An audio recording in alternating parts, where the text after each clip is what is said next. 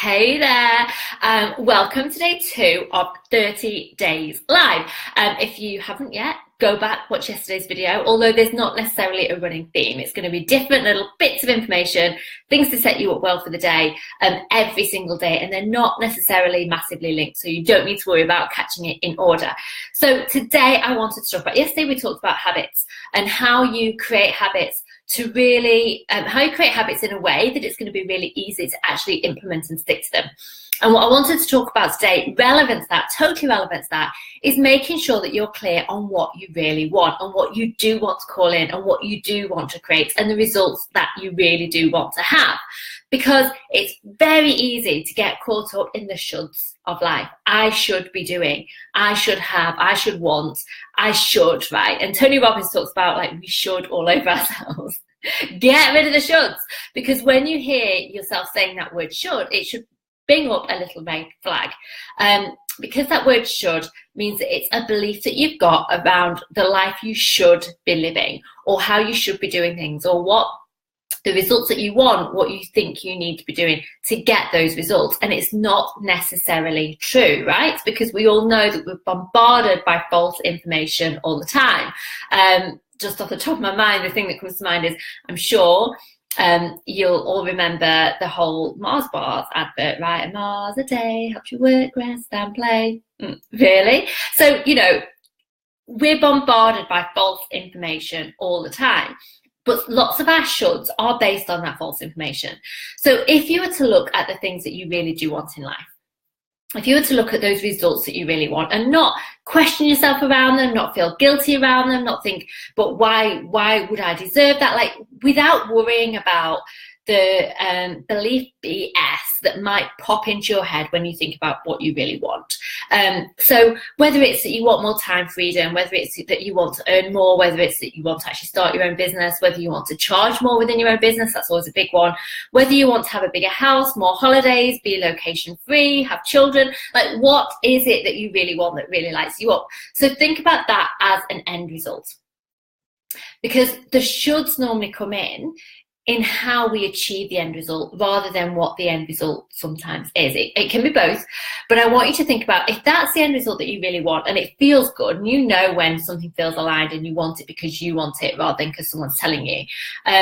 So firstly, just like check in with yourself. Is this something that I really want? Or do I think I want it because I have a belief that says successful people have this, or people are better than me? Like maybe it's that this picture that you have in your head of success equals, or happy people equal, and therefore you think you need those things to be happy. So for example, the bigger house is a perfect example, right? People think that they'll be happier when they move into this big, beautiful house that they have in their head, this big kind of dream house. But we know that for most people, that's not actually true. Most people will strive and work and work and work to get this beautiful big dream house. And it's fabulous at first and it feels amazing at first. And then they realize that it's not the thing and they start searching for the next thing. So sometimes objects, and we can almost get confused around our desires because what we're looking for is something else.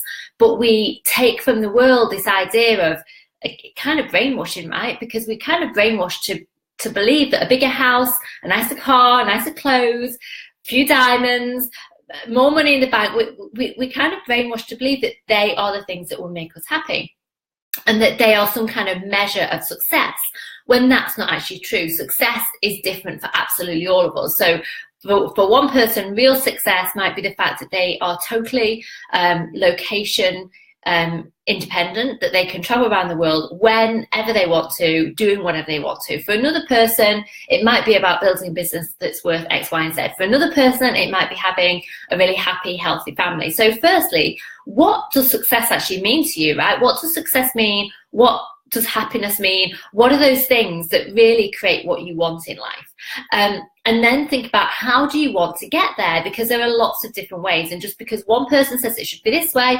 doesn't mean that you have to follow that way. So for example, lots of you will have heard about The Miracle Morning, probably. You might well have read the book. It's a brilliant book. If you haven't, you probably have heard about, mindset daily routines, like daily rituals, all these things that we can do to help step into the best version of ourselves every single day. Now, I'm fully on board with that, and I have my own little mindset ritual that I do every single day. But people try and put themselves in a box because they think they should. So they'll tell themselves, I have the belief of, I need to be doing the miracle morning and it has to look like this because I need to do that to become successful. That's BS, right? We know it's not true. The whole idea of doing that mindset routine is doing it so that it gets you into a really good place.